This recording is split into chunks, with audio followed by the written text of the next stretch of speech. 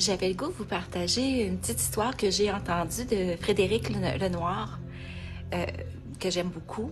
Je l'ai partagée à une cliente hier, puis la cliente, ça a débloqué quelque chose en elle. Et je voulais vous le partager. Des fois que ça pourrait vous faire du bien. C'était dans les années 1850 environ. Un roi avait un serviteur. Puis le serviteur disait toujours tout arrive pour une bonne raison. Le roi était un petit peu tanné de ça parce qu'il disait ben non, tout arrive pas pour une bonne raison. Mais le serviteur, il lui disait toujours ça. Puis à un moment donné, le roi, en faisant quelque chose, il se coupe un doigt. Et le serviteur lui dit tout arrive pour une bonne raison. Et là, le roi, il a pété sa coche. Il a envoyé le serviteur au fond d'un puits sèche. Puis il dit si tout arrive pour une bonne raison, il dit tu vas aller mourir, il dit dans le fond du puits. Fait que là, le serviteur lui dit ben tout arrive pour une bonne raison. Et là, le roi décide de partir pour aller faire ses commissions au village, puis il fallait qu'il passe par un bois, et il se fait kidnapper par des cannibales. Alors, lorsqu'ils voulaient faire leur rituel humain, ils sont aperçus que le roi, il manquait un bout de doigt.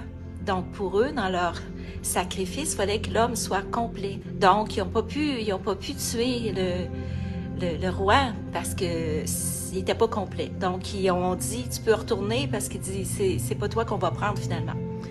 Et là, le roi, il a décidé de partir et d'aller libérer le serviteur du puits, puis il a laissé tomber d'aller au village, puis il était tout, il dit, t'avais raison, tout arrive pour une bonne raison. Et là, il a sorti du puits. Mais là, il dit, il y a une chose que je comprends pas. Il dit, si tout arrive pour une bonne raison, il dit, c'est quoi toi ta raison d'avoir été dans le puits? Ben, il dit, si j'avais été avec toi au village, il dit, c'est moi qui aurais pris pour le sacrifice humain. Donc, je serais plus là. Donc, ça avait une raison d'aller dans le puits. Fait que des fois, dans la vie, les amis, il nous arrive des choses qu'on sait pas ce qu'on sait pas. Puis, c'est à la suite de ça, qu'on se dit, ah, c'était pour ça. Regardez chaque situation qui vous est arrivée dans la vie, et aujourd'hui, vous le regardez d'une façon détachée, puis vous dites, mon Dieu que c'est vrai, mon Dieu que c'est vrai.